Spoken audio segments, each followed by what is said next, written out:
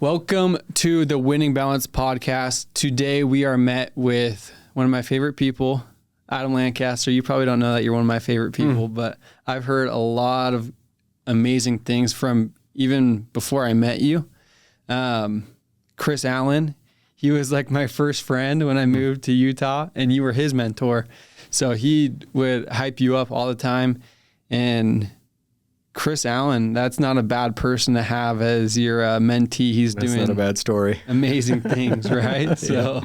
So, well, that's how I was first introduced to Adam when I moved to Utah. Heard about all the successful things that you were doing, and that success compared to today's success, it feels like you've been on like 14 different rocket ships that you're in like a different planet. So I'm excited to dive into that. But a quick bio on Adam Lancaster. You are the number 2 agent right now, a real broker, the fastest growing brokerage in the nation, 28,000 agents. That's insane, first of all. Congrats. It's insane. On that. We didn't know, by the way, that was the case. And another agent reached out and told me, congrats. Really? And I was like, for what? Yeah. And she's like, sends me the link. And I'm like, oh, cool. That's fun. That's insane. It's been good. Good for you, dude. That's insane. Okay, so Adam, you're obviously an agent that's producing at an extremely high level. You are an investment specialist. You are a family man and a man of faith. Sounds like you're a grounded human being. Trying to be. Trying. That's the battle, right? The balance. Amen. The battle's in the balance. Yep. And we're all trying, right? No one's perfect in this world. But Adam, I feel like one of the reasons I'm excited to have you on today is I feel like you're like where I strive to be, in a sense of you're an agent at a high level that's very in tune with the investment side. And there's not a lot of people like that really excel at both. And that's something that I've like tried to find my niche in, and it's been good for me. I haven't really scaled to the point you have, but it's been cool to see the next level of what I can achieve. And you're doing that at a high level. So I'm pumped to hear that. And even more importantly, is my view is that you've kept your family a huge priority through all of it. It's easy to get lost in the chase. And I feel like you've done an amazing job of keeping your family and your wife at the top of the priority list. So thank you. First, you need to know the feeling is mutual. I look up to you a ton, man. You're a grinder. I appreciate that. I don't know what you look up to me for, but I come to you with questions, Adam. So I'd love to get to know your story. Usually we start just from the beginning of where you feel like your career started. For me, I always say my career started when I got married. I was free before I got married. I was like, I just got to provide for myself. That's easy enough.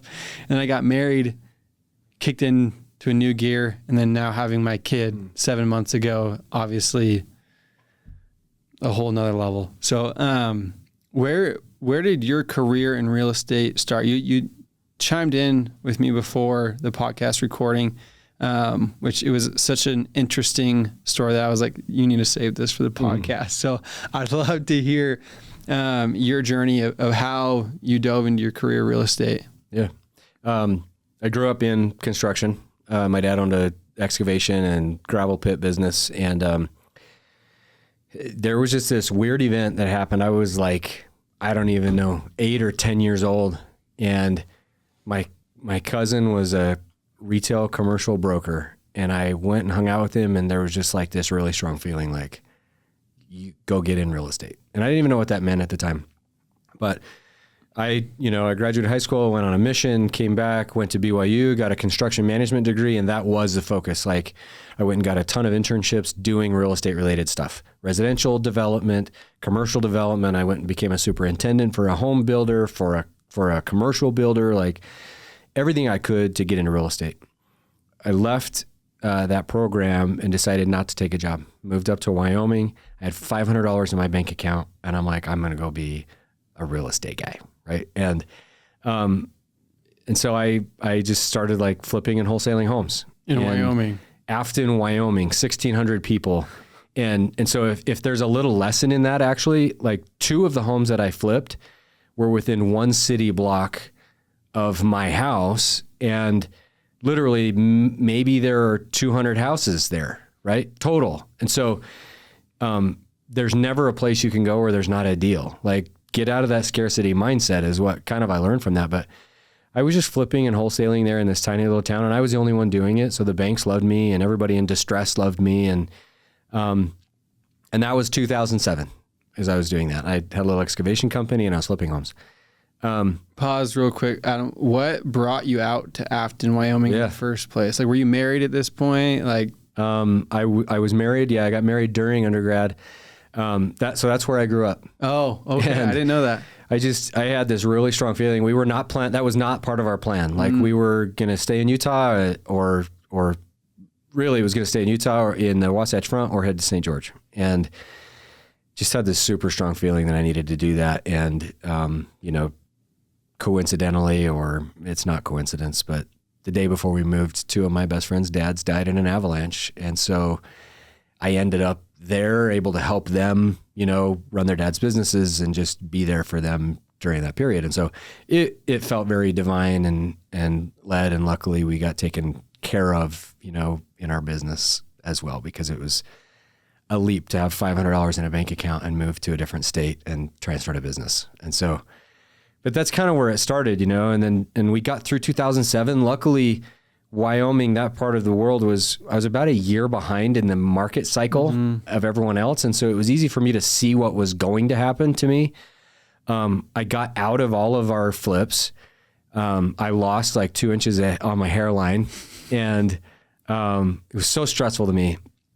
Had our first kid, and then I went and took a job. But that job happened to still be in real estate, right? I went and worked for a hospital, had 3 campuses. I was their real estate construction and facilities director.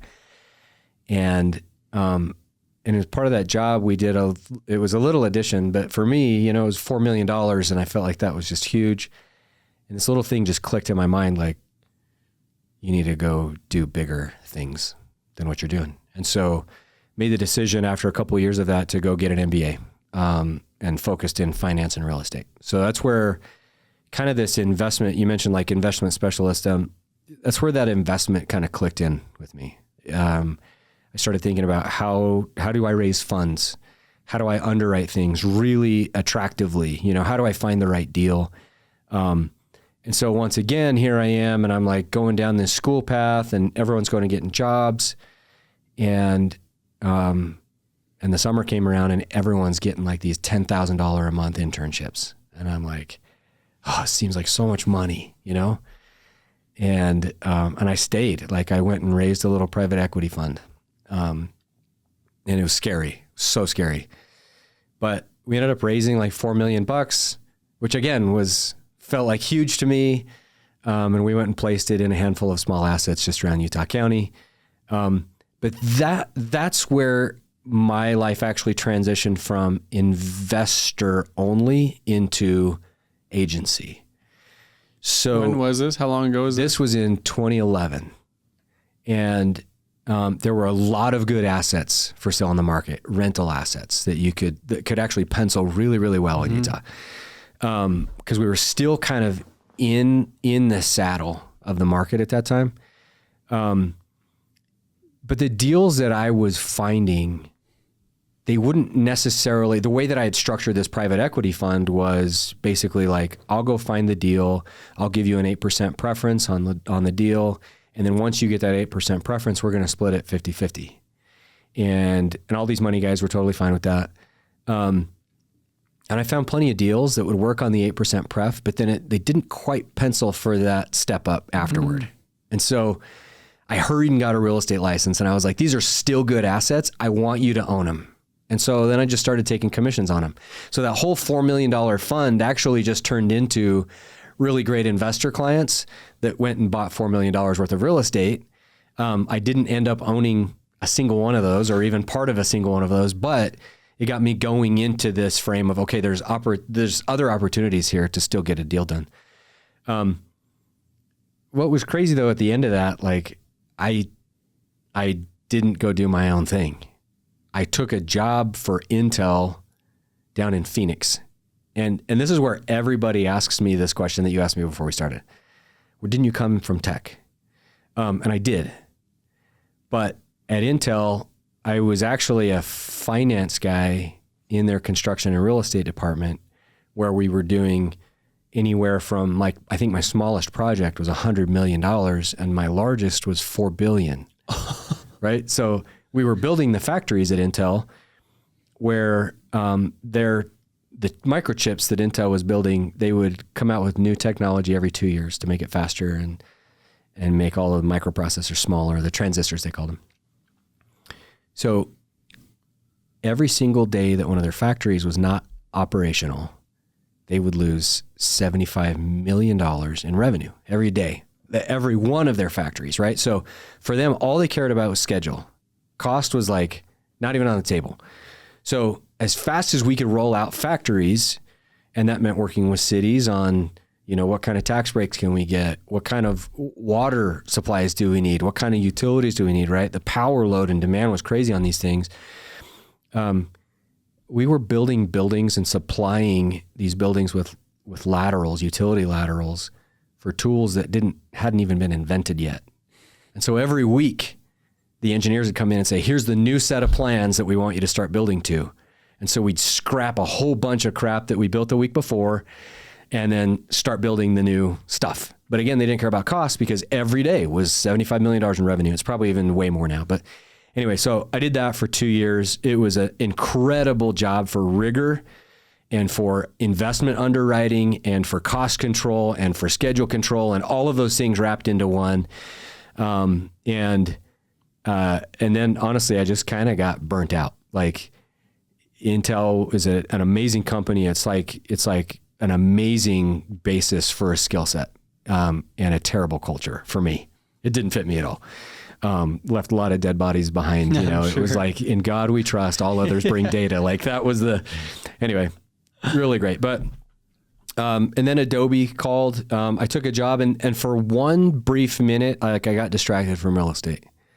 I took a job as a negotiator, and I was negotiating tech software contracts for like a year until they found out that I had real estate, and then they slid me back into the real estate group negotiating contracts. And so for 5 years at Adobe, I wasn't over their real estate and facilities. I partnered with their facilities and real estate. I led a team of negotiators, about 20 negotiators across the world, traveled all over the world, and got to learn so many negotiations techniques. And again, further my skill set of influence, negotiation, underwriting, how to tell a story with data. And then eventually it just became time. Like, it was always the plan. Get back to owning your own thing, build a real estate empire, portfolio, whatever. I didn't ever know if it was going to be a developer, be an investor. I saw an opportunity in the agency world. I felt like there was opportunity to be different. I didn't know what different meant. And so May 22nd of 2020, right when the world shut down for COVID, is when I quit and jumped in and 5 years in, whatever now. That's it. That's the story. That's a long story, but no, that's the story. Exactly what I wanted. That's a good time to jump in too. Yeah. And we were super freaked out, right? Yeah. Like, super freaked out. And we'll probably talk about this a little bit later about, my wife's interaction there and how that worked. But it ended up being an amazing time to jump. We felt strongly that was the right time. We did. And it's been a good ride since then. Well, it's interesting because now as I play back that time, May 2020, it wasn't like, oh, the market's going to go 20%. Mm-hmm. It was still in that time of the world is ending. Yeah. Right. Like that. In fact, there was a market blip downward. Uh-huh. It only lasted like 2 or 3 weeks when the world shut down. But of course, that's the day I quit, there's a market blip downward. And I'm like, what are we doing? Like, the world shut down. I could be working from home and build a business on the side. Anyway, but it ended up being the right thing. Well, that's amazing. And that was literally going to be my next question is, here you've had this success in the corporate world. your paychecks are probably very comfortable to provide the life for your family. And here you are telling your wife, hey, I'm jumping ship. Like, walk me through that conversation. I am so blessed to have a wife who, she's not materially driven. She's very budget minded. So the money actually wasn't even really a strong focus for her. When I started talking about it, and I had talked about it enough over the years that she sensed or knew something was going to happen eventually. But it was also probably annoying to her, like, stop talking and go do something about it. So I remember the day, like, I was working from home that morning, and, you know, I start whining again, like, I need to go do my own thing. And she walks up, like, I'm on the chair, and I'm like towering up looking at her, and she's like, you're going to go do this. But I have 3 stipulations. Number 1, you are going to have a partner. Number 2, you are not going to office in this house. Actually, there were 4 stipulations. Number 3, you can leave when we have 2 years of living expenses in cash in the bank. And number 4, if you ever dip down below $50,000 in that account, you are going back to work and you are never going to bring this up again. And I was like, deal. Like she had fire coming out of her eyes, right? Like, and I was like, okay, like, deal. And I've had enough experiences with her to trust, like, when she's in that mode, like, what she's saying is right. And it can be trusted. And because of how serious she took it, I'm going to go be responsible with that. And so I did. I waited until we had 2 years in cash in the account. And we had more than that. It was more like 4 or 5 years, you know, I can't remember exactly, but we waited until we had a certain amount on the account, and then we felt great and we went. That's amazing. How many kids did you have at this time? Yeah, had 4 kids, the youngest 3, and the oldest would have been 13. So it's not like you're just watching out for your wife. Like, that, like, talk to me, and that's gotta be scary, right? Yeah. Like, the first 3 months, cause a lot of people don't realize in real estate, it's not like go work your butt off and you're getting paid in 2 weeks, right? Like, there is a sales cycle. It's even if you got a house under contract on day 1, you're waiting 30 days, right? Which that's rare. So talk Best to me. case scenario. Yeah, exactly. Talk to me through that. That ramp up, even like finding a partner, just like, okay, I'm quitting. What do I do from here? Finding the partner has been so hard and the right thing. And there have been times where I didn't have a partner, and there've been times when I did. And I have appreciated every single person that I have partnered with for different phases of my business. And once I kind of figured out what my direction was, then I had more focus on exactly who I needed for it. Who I ended up needing, coincidentally, was, and I told my wife this, I need the male version of you. That's who I need. And once that clicked, like, I knew exactly who I needed to go target. And you know, I heard of Tyler, my current partner, their Utah operations shut down for his business. And so he was going to be looking for work soon. And I was like, babe, I'm taking Tyler out to lunch today. And she's like, oh my gosh, like, when you said the male version of me, like, that's me on steroids. And I'm like, exactly, we're going to do this. And he ended up agreeing. And anyway, so here we are. But the first, like, that's one of the first, I would say, even maybe the first 2 years, like, there's some really dark places, you know? And I was fortunate during those 2 years to have several friends who left corporate around the same time, plus or minus 6 months, maybe. And we all knew what each other was going through. And it's not rational, but it's different, and the pressures are different, and it's so heavy. And so it can put you into some pretty dark places. Like, I had monthly phone calls, at least. It wasn't, you know, like, we didn't schedule monthly phone calls, but it seemed like they happened about once a month with every one of these guys, and sometimes more often. Like, are you in the fetal position in a dark room right now? Are you okay? Or I'm in the fetal position. I need help, it's not rational, but it's a new heavy burden that you take on to go feed a family. There were multiple times when I had literally a 6-figure month, and 2 days later, I was in that dark place again. Like, how am I going to feed my family? And I'm laying flat on my back in the morning in bed, and like that pressure on your chest. What was wild though is that every single time that happened, I would look myself in the eye and say, are you ready to go back to corporate today? And the answer was always no. This is still better than that, right? Which was crazy. Mm-hmm. But yeah, like, so there's heaviness, there's burden, there's responsibility, and it's all real. And even though it may not be rational, it's all real. I had a really good wife who understood and understands mental health really well. She helped me through that. I went and saw a therapist. I went and got on some stuff to help me through it. And then we got through it. And, here we are on the other end, and it's amazing, and it's happiness, and it's not perfect, and there's hard spots and darkness still every once in a while, but it's hard. Like, it's hard. Luckily I had really good friends. To kick the business off, I had to go through a lot of reprogramming in my brain. I had just spent 10 straight years in MBA plus corporate. And what they teach you there, right, is to be a strategist and a thinker and a manager and a delegator. And day one, I walk into the office and I start doing an analysis on my competitors that morning, right? And I'm like, I start doing that for like a week or whatever, and I'm like analyzing Homey, and I'm trying to find like, what's the weak spot in the market that I can go address? And finally, like, I had this thought. It was like, what are you doing? Like, revenue needs to come in this afternoon. What are you doing to get revenue this afternoon?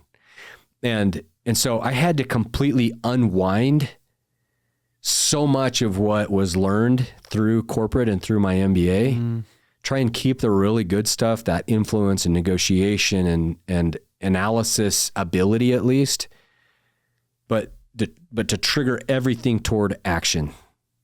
Go drive revenue today. What activities can you do right now to go drive revenue today? And so the first thing I did is I thought, okay, Amazon model, Jeff Bezos, famous for saying, he who has the most customers wins.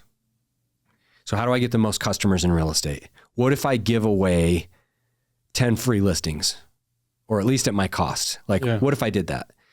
And so I quit in May, and by December 31st, so 6 months, I had made $120,000 in commissions. And that sounds really counterintuitive. Like, well, you're giving away free listings.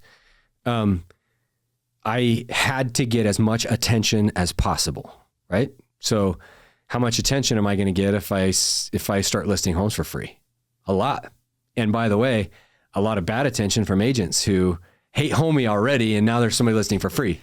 And so what happens though when you do that is, like, people just perceive you way differently. Like, he's not in it to go get his. Like, he's in it to go serve and create something valuable. Mm-hmm.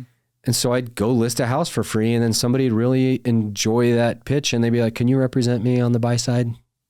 And I was really clear, like, I can't do this forever. I can't list for free forever, but at least while I'm getting my name out there, I need to do this. And then eventually it became what, a traditional type of brokerage. But yeah, I mean, that's what the first 6 months looked like: dark and heavy and racing and reprogramming and dark and heavy, I love the openness behind that. Like, I rewind back to when I first, like, I was similar. I was in the tech world, sales, and thinking about real estate every second. Like, similar to you, I was like, this is a means to an end. How am I going to get full-time real estate? Because that's all I'm thinking about. That's all I want to do. And the first time I did it, was the fetal position, bad mental health. Like, how am I going to do this? And I look back on that, and that was at the beginning of, I was still doing real estate on the side. So I had some brand or identity, so I called it, of I know what I'm talking about in real estate, which hindsight 2020, I had no idea what was happening. But the first time I went full time, I was going to be a wholesaler. I was going to run an operation. Started off spending $6,000 or $7,000 every month. That overhead ate me alive, added to my anxiety, my stress. And it was a dark time. And I ended up like falling flat on my face, like no ifs, and or buts. Like I took the L, and it was tough. And looking back on that, one of the hardest parts about it was like my identity and my ego took such a hit because I wanted this so bad. But like, I felt like I had failed miserably. Like I was 40 grand credit card debt that time. Like, it's not like I just gave up the first time. I was grinding, and that like mental health side is real, because for me, I didn't have a family, or I had my wife, right? But it was more of that identity thing of like, I'm letting myself down. I'm letting down a lot of people, which realizing now that was all fake. Like no one ever cared as much as I thought they did. But it was tough. And luckily, got back into tech second time around, a new perspective, didn't want the overhead, didn't want, the wholesale operation per se. And I found my lane similar to where you are. So like, it's a real thing. It's a real thing. So there's a couple things you said there. Nobody really cares about taking an L. They really don't. Like, and that is one of the boogeymen. Like you worry so much about how am I going to be perceived on LinkedIn or with the, with that world, my friends or my old colleagues. Like they really actually care about Tanner, like, and if you fall on your face, like they actually probably really just welcome you right back into corporate and be like, well, I love having you back. I'm so glad you're back. What a cool experience. That's a huge boogeyman. I'm actually curious to know how you got out of the darkness. Yeah, that's a great question. I mean, therapy was a big part of it. Like something that I don't talk about a lot is like my marriage was in a dark place too, because I felt like I lost my identity. I was in survival mode. My wife, this was when we were in Seattle, and she was in survival herself. We got married way too young, which we both admit that now. So it's not like I'm talking down on my wife. Like she was 19, I was 22, and we were learning how to communicate. So we were both in survival, and she decided she couldn't live in Seattle anymore. And that was it. She's like, I can't do this anymore. I'm moving to Utah.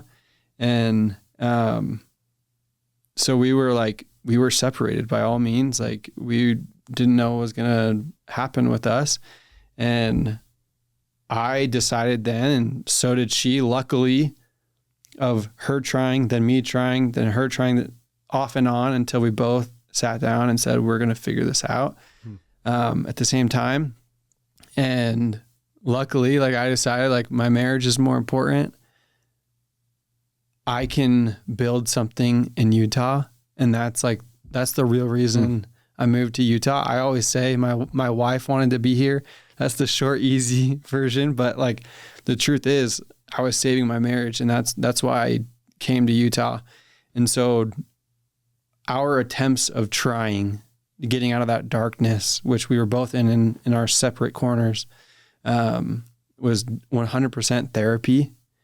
It was letting go of a lot of ego, a lot of pride that like I felt like I had things figured out, and so far from the truth. But it was that. It was like letting go of my pride to even accept therapy, to accept I'm going to have to change a lot about myself if, one, I want to come out of this deep, dark hole, but also if I want to save my marriage. And when we talk about dark times, yeah, I'm like losing my business. I'm picking up everything in moving states. I'm trying to save my marriage all at the same time. And so, yeah, it's kind of a long-winded answer, but that's awesome. Yeah, it was a wild time. I wanted to ask you that too, Adam. Like, I feel like I'm like the blessing behind all of that was there wasn't kids around when I was going through that dark time, both of us. And so like, and I've had a lot of dark times since then in the roller coaster of entrepreneurship.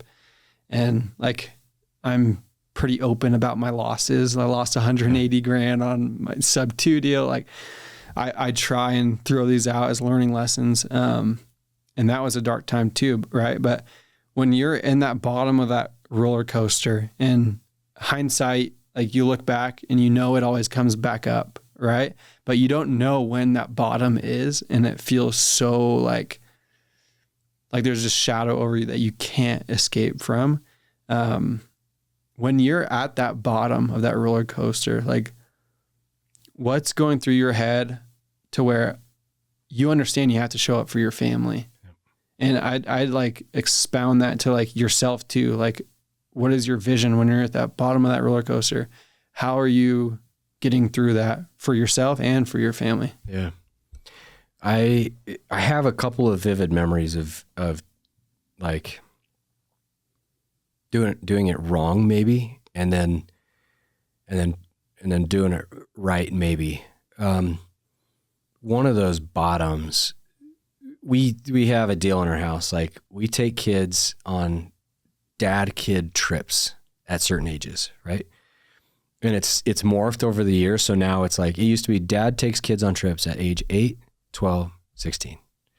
And then mom was like, well, I want in on this, right? So now it's dad takes them at 8, mom takes them at 12, mom and dad at 16. Oh, that's amazing. The kid we give them a budget.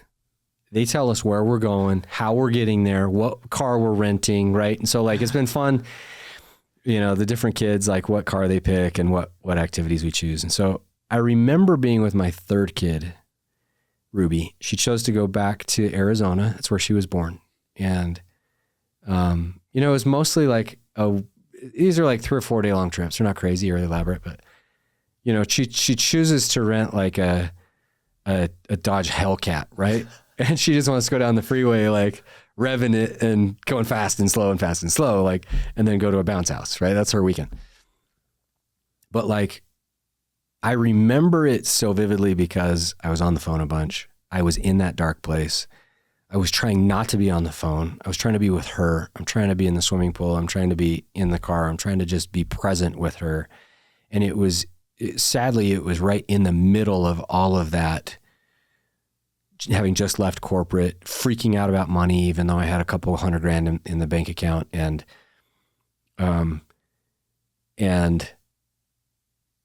being in this place of like not being able to focus on her, right? And I'm almost going to panic attack mode. And then I've got this client who's acting like just, you know, totally irrational, and that whole weekend I've carried with me as being so wrong or bad.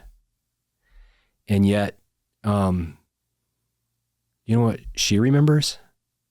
It's that dad took her on a trip all by herself, and we flew to Phoenix, and we rented a Hellcat, and I swam with her, you know, and in the pool, and nobody else swam because we were from Utah and everyone else was too cold, and it was fine. And she remembers eating a Kazuki, and she remembers the pedicure. And so like, as much of a failure as it felt to me, because I didn't feel like I was present mentally, like I don't think she'll ever remember that I was on the phone or feeling like I was going through that stuff, you know? And so that's why I say like, it's a moment of maybe what I feel like is a big L, but maybe actually was a win. And so just being there, like I still fight it so much today. Like the little things I'm doing right now are putting the phone on the sideboard, during dinner. Getting the kids up early before I leave for a 5-minute devotional and a prayer. You know, like we buy football tickets every year, season football tickets, and I only buy 2 so that dad can take one kid and be alone for 8 hours. Right. And these are like, they're not like, you know, football tickets, that's once a year, you know, and they get to pick one game.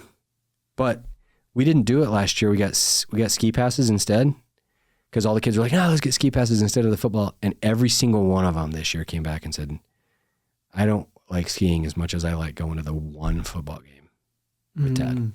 Right. And so I don't think it actually has to be big daily things, is what I'm the feedback I'm getting from the kids. It's that one trip every 4 years. It's the one football game in the fall. You know, it's the go take me dirt biking on a Saturday or whatever. And I'm getting better at the being present, you know, putting the phone away just because the business is doing well and I've gotten a hold of myself mentally, right? Like that eventually comes, but that's kind of where I'm at with giving them the focus. I love it. Do you feel like there's anything, like let's say there is a tough day and you're coming home. Is there anything that you try and walk yourself through that you've done better at throughout the years of like, okay, I'm stepping into my home. This is my attempt at being present, right? Is there anything that you've tried, practices, that you'd recommend? Yeah, man. This is really weird, but my father-in-law actually has a shouting tree, and I don't know where it is, but it's a legit tree. And when he's got to go let it out, like he drives to the tree, and that poor tree like gets to hear a bunch of like whatever. I doubt they're jagged words, but like, but no, like that. I don't have a shouting tree, but my truck knows the words.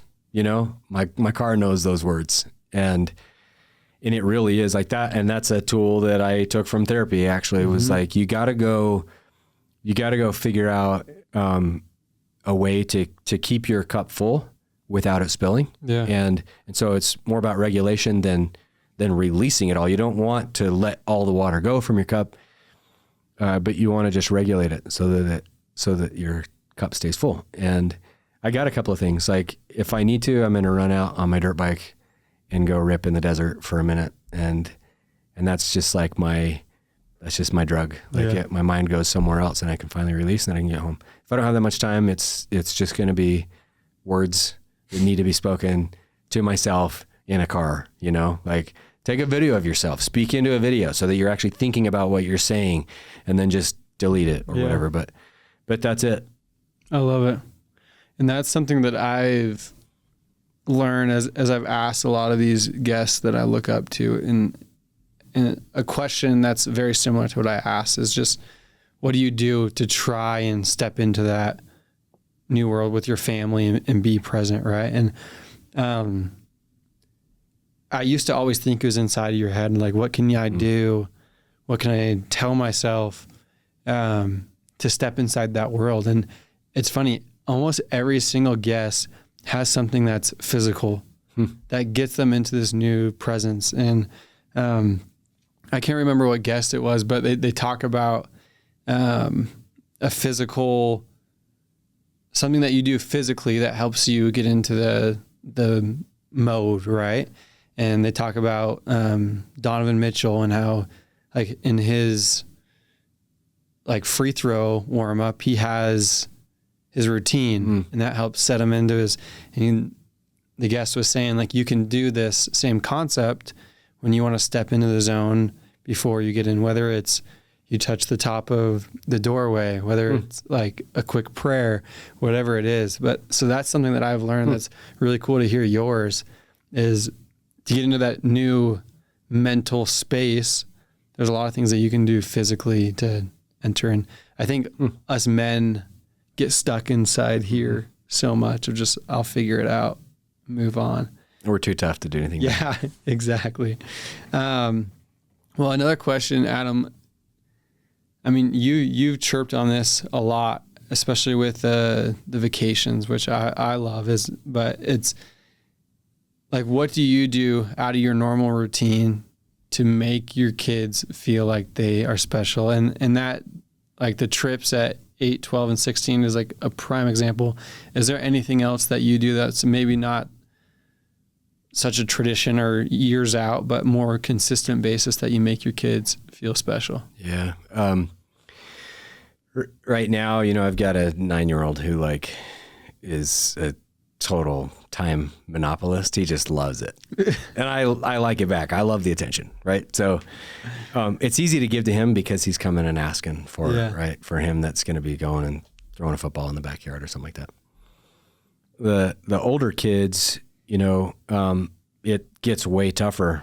And one thing I learned, this was really good advice from my own dad. I called him, it was about a little bit different topic, but it came right back around to what you're asking, which was, I was like, Dad, I want to start, planning to help my kids with college.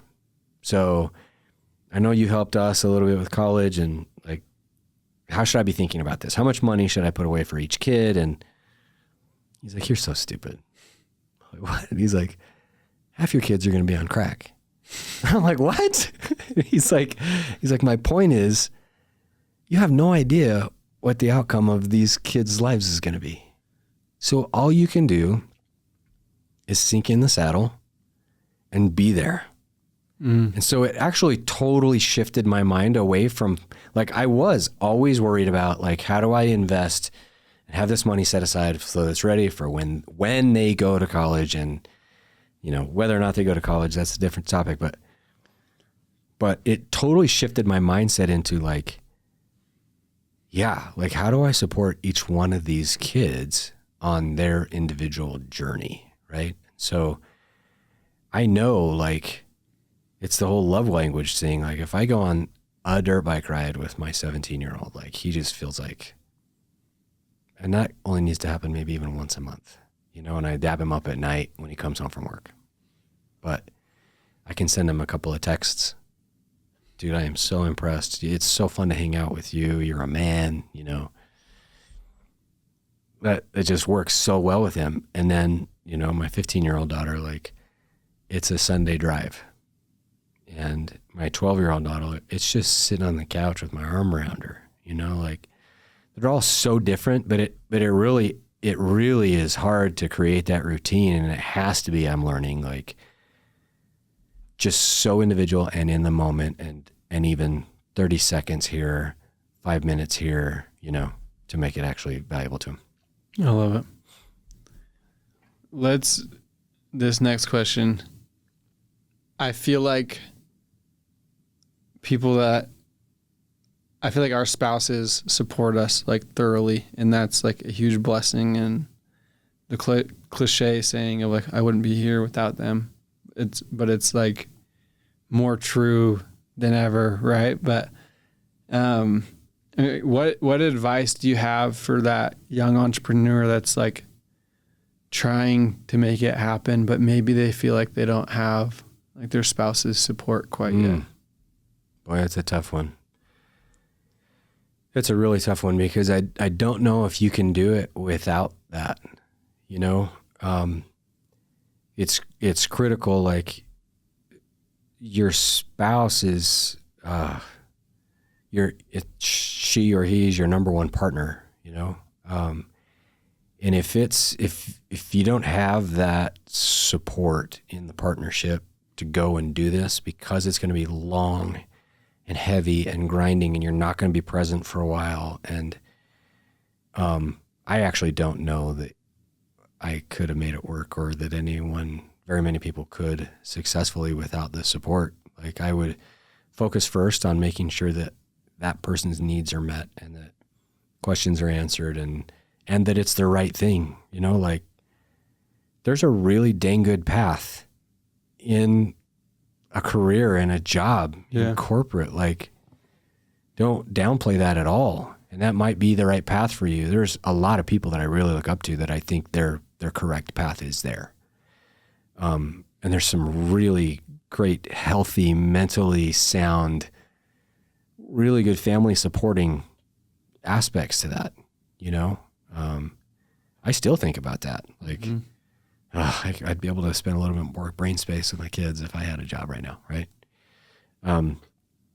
So yeah, I actually, and I don't know if this is probably not controversial, but maybe it doesn't answer your question. I don't know that I would do it if I didn't have my spouse's support. I would wait for that right timing and moment, and maybe never if it didn't come. I love that. And yeah, that's like a good answer in my opinion. Of the corporate world isn't a bad direction. Yeah. Having a W-2 isn't, it can lead to a wonderful, wonderful life. Probably a lot less stress than I'm going through. Yeah. But that's like one thing that I've thought about too is like in the entrepreneur space, like it isn't a walk in the park, and it's not easy. And sometimes you're not ready. Like my first attempt, I wasn't ready. And, sometimes I think about like, if your wife doesn't feel that confidence, if she doesn't have that, then maybe the time isn't right, and that's okay. Yeah. So, I like what you said there, but Adam, you are going to be my guinea pig for this new segment we're trying here at the Winning Balance. And it's going to be 4 for the gram, 4 questions that we're going to rattle off. We're going to make them clear and concise, but feel free to, I want to hear your answers. So don't let that scare you. Lightning round. You ready for it, brother? Yep. Okay. What's one daily habit that helps you stay present at home and productive at work? Maybe the only one thing that I can think of that I actually do most of the time is put the phone away from the dinner table and have that deep connection with the family and away from work. It actually allows me, it forces me to plan better at work so that I feel comfortable doing it. And it forces me to be present with the kids so they feel like that they are the priority. I love it. If you could outsource one part of your business to have more time with family, what would it be? That's so hard in real estate agency, right? Because like all of your business is fulfillment. Fulfillment is the answer, I want to say, right? Like there's so many businesses that are sales heavy and fulfillment light. Ours is sales light and fulfillment heavy. And so we are currently expanding the team to take off all of the marketing and operations. And then most recently, a couple of agents to help with that fulfillment, showing the homes, taking the pieces. And by the way, like there are some dang good people out there that are really surprising us. We've always thought we were the best. And, you know, there are some dang good agents out there. So we've been really happy to add them to our team. That's what I can learn a lot from you, and that I'm going to pick your brain on more. But let me rephrase that one. What's your go-to way to reset after a stressful day? Man, I am still working on this, and this is going to sound really stupid. The thing that I do the most is probably jump on the gram and start scrolling through dirt bike racing videos. Baja 500 was last weekend. I love it. I'm just here, you know, and I can get that fix of like, okay, that's what it feels like. That's what it smells like. Okay, I'm good. Let's reset. I love it. I love it. That's me with golf. Yeah. Videos. Yep. Okay. What's your favorite family tradition that keeps you grounded? It probably is what I talked about earlier. We get 2 season football tickets at LaVell Edwards Stadium, and we drive down 3 hours before game time. We put 2 Razor scooters in the back of the truck. We park really close to the stadium, and then we scoot back to wherever the kid wants to have a pregame meal. Okay. So we're going down the sidewalks on our scooters, and then we scoot back to the game. We do the Cougar walk and high five all the players. And then we go throw the Frisbees and do all of the fun stuff over in, you know, where the pregame activities are.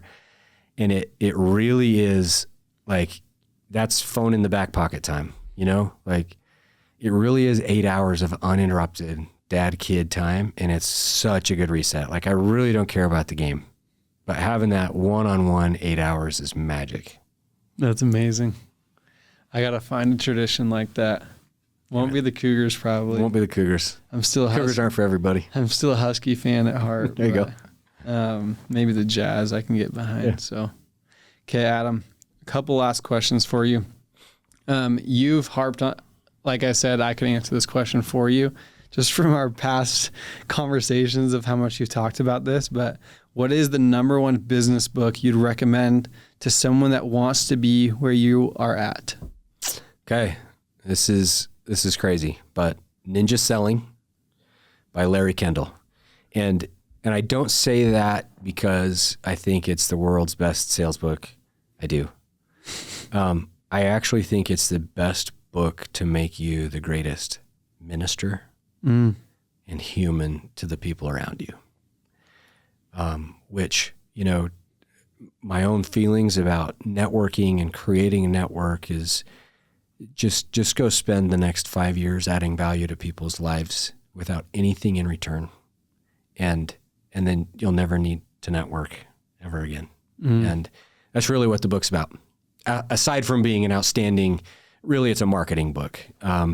It's a book that gives you opportunities so that you don't have to sell. It gives you the leads and the opportunities so you don't have to sell.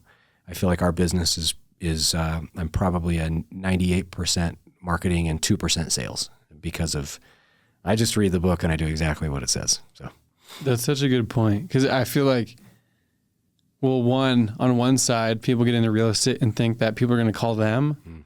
And that's like obviously not the case. Yep. But then the other side is I'm going to be a hard salesman, like a car salesman. And I always describe it as you just have to be the touch points. Like you have to get in front of people. And when that time's right, and if there's enough rapport there, then that's where your leads come from. We want to do business with you. Yeah. Yep. But I don't do it like Adam does. So I'm going to read that book. Read the book. So, okay. This last question that I ask on almost every single podcast that I like, Utah, especially Utah County, is so many young entrepreneurs or aspiring entrepreneurs that want to be successful, but they also value their family unit. What advice do you have for that group of people? This is a new light bulb moment for me. I have navigated my life with the assumption that I can either choose tremendous amounts of success, or I can choose enough and a family life. And I've learned that that's incorrect. You can choose tremendous amounts of success while having a dang good family life. And sometimes that family life means lots of time. And sometimes that family life just means really high, efficient focus for a minute. What it always means, though, is really good focus and planning and creating the time and the opportunity with the family so that it doesn't get swept away. Because I have gone through those moments where, like we go 3 days without coming home on a property or a project. We run a parade of home listing or something like that and getting that ready, or running a flip and coming to the end of it or whatever. That happens. And that's okay. Like that happened in corporate, right? I'd go on 2-week-long international trips. So like that happens. But having that really high intense focus on family when it matters, you can still go be uber successful, have a really influential business at the same time. And it's hard. And you have to be thoughtful about it, and you have to go proactively put pieces in place so that you can do it. But it's not either or. There are going to be a lot of boogeymen that you run into. The first boogeyman I always hear is, well, what do I do about benefits? There's an answer to that, right? The next boogeyman is, what if people don't like what I have? Well, you're choosing entrepreneurship. You're not choosing to be an agent, or you're not choosing to be a whatever. So go figure it out. Like, that's what being an entrepreneur is. Just go figure it out. That's the second boogeyman. Like, what if my idea doesn't work? Great. Go figure out the next idea. Okay. So what if people don't like me? Or what if there's 3 million people between Provo and Ogden? Like, the chances of nobody liking what you have to offer, it's up to you, bud. Like, go find those people that align exactly to what you're offering. There are people out there. There's enough people that want exactly what you have. Just go be you and get out there. So that's it. You don't have to choose. You can have uber success and a family. And there are going to be boogeymen that are going to be different to everybody, but they're boogeymen. They don't exist. That was literally going to be my line of what I've learned in this podcast, is that from your story is that these boogeymen will always try and convince you that you're less than, or that it's not a good idea. But yeah, they don't exist. Don't exist. Until you get to a certain point, then you're like, oh, why was I freaking out so much in that moment? Yep. I love that. I'm going to internalize that. Do it. I appreciate you for coming out, Adam. Thanks, brother. This is awesome. Of course. Thanks, brother. You're a good dude. You're a good dude.